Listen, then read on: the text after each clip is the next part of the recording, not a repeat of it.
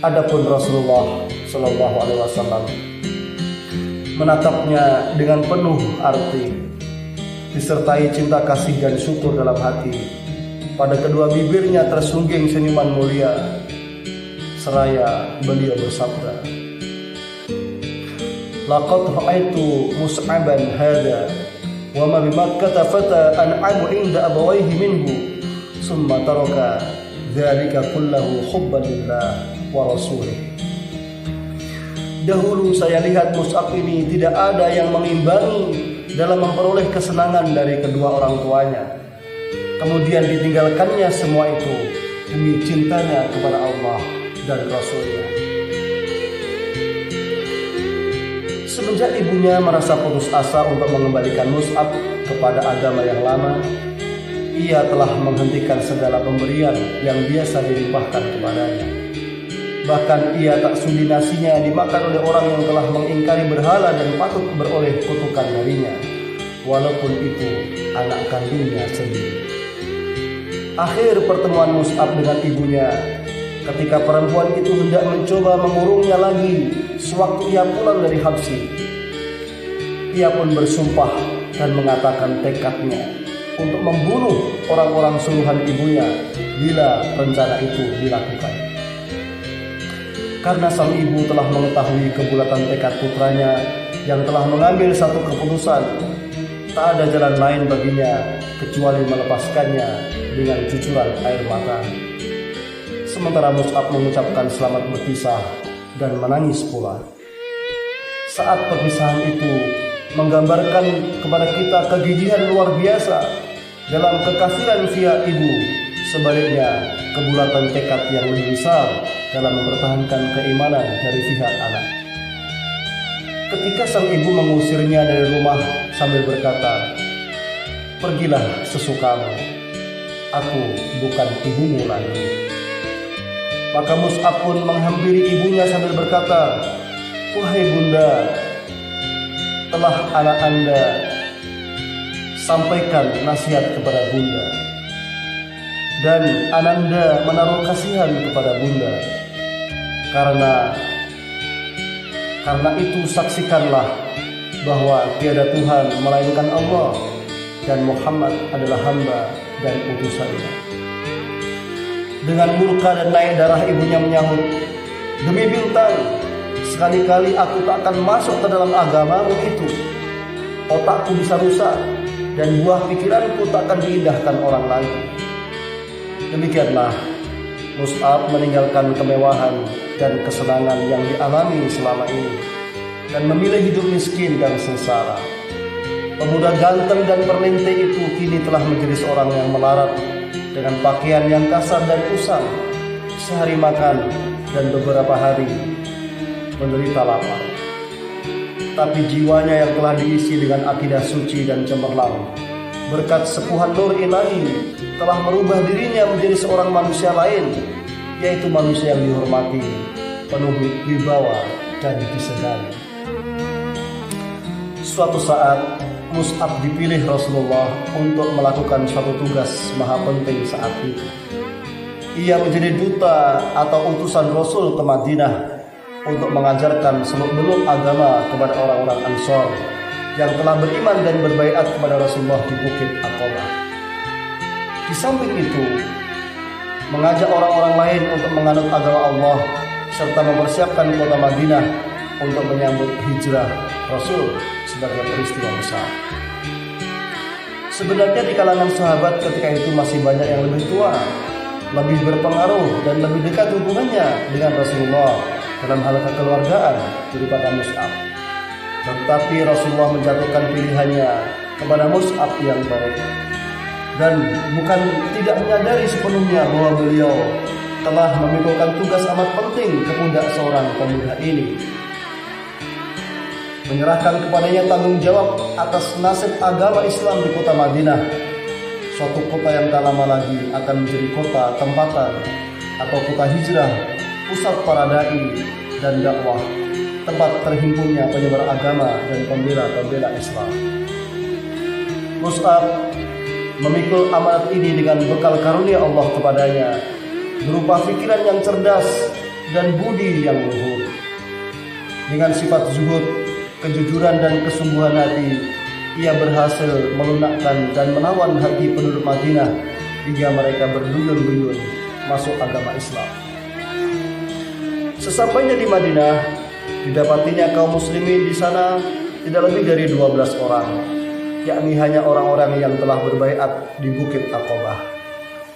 Tetapi tiada sampai beberapa bulan kemudian, meningkatlah orang yang sama-sama memenuhi panggilan Allah dan Rasul-Nya.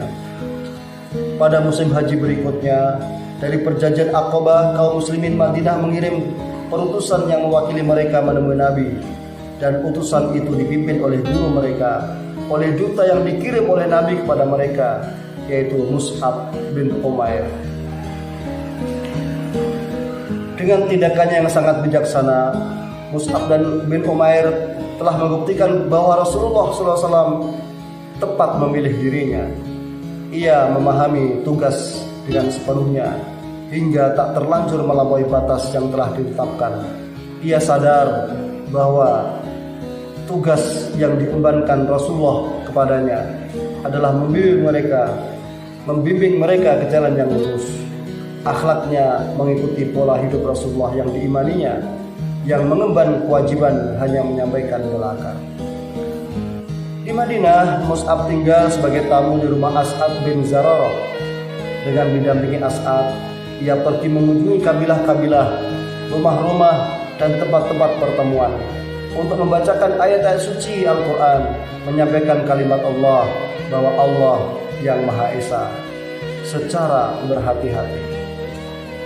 Pernah ia menghadapi peristiwa yang mengancam keselamatan diri dan sahabatnya yang nyaris celaka, kalau tidak karena kecerdasan akal dan kebesaran jiwanya. Suatu hari ketika ia sedang menyampaikan petuah kepada orang-orang, tiba-tiba disergap Usaid bin Khudair, kepala suku kabilah Abdul Asyal di Madinah.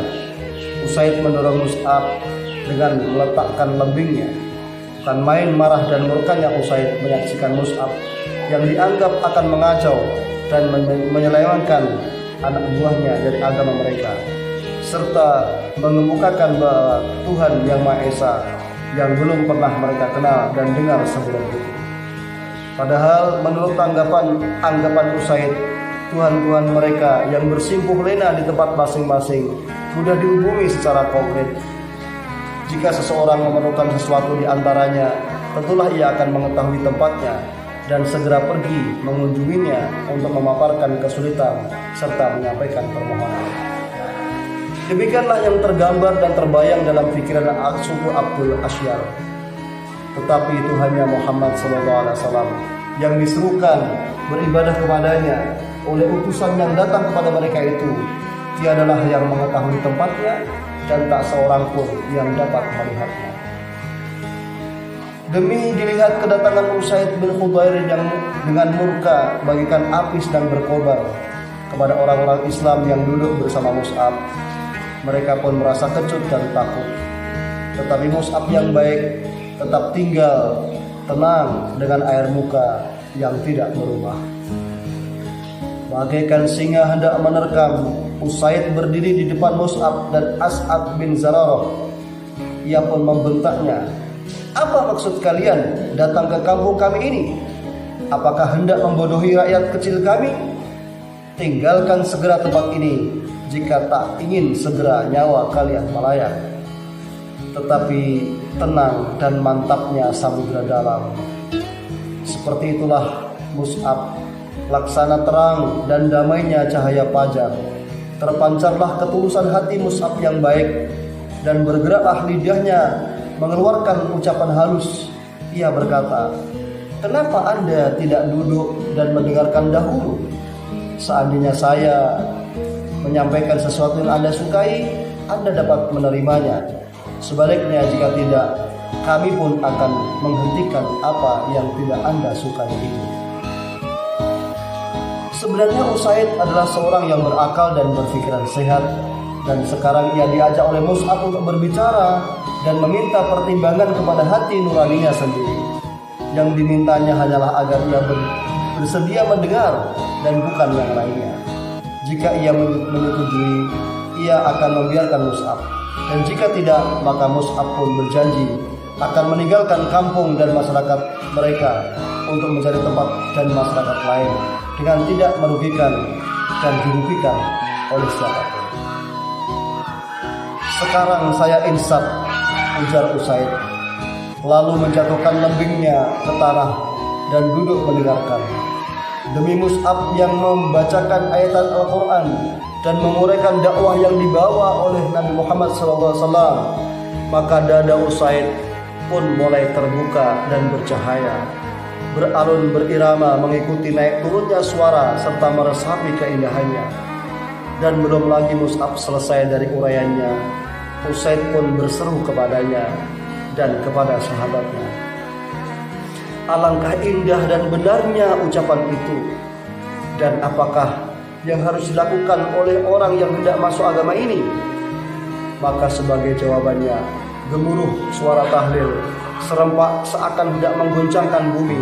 Kemudian ujar Mus'ab, hendaklah ia mensucikan diri, pakaian dan badannya, serta bersaksi bahwa tiada Tuhan yang hak diibadahi melainkan hanyalah Allah.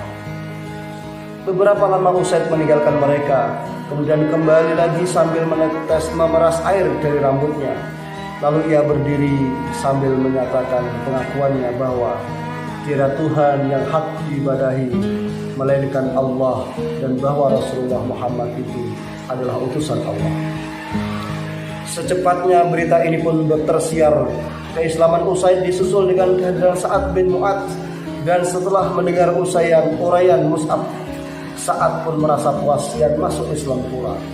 Langkah ini disusul oleh Sa'ad bin Ubadah, dan dengan keislaman mereka ini berarti selesailah persoalan dengan berbagai suku yang ada di Madinah. Warga kota Madinah saling berdatangan dan bertanya-tanya kepada mereka, jika Usaid bin Ubair, Sa'ad bin Ubadah, dan Sa'ad bin Mu'adz telah masuk Islam, apalagi yang kita tunggu? Ayolah kita pergi kepada Mus'ab dan beriman bersamanya. Kata orang, kebenaran itu terpancar dari celah-celah giginya.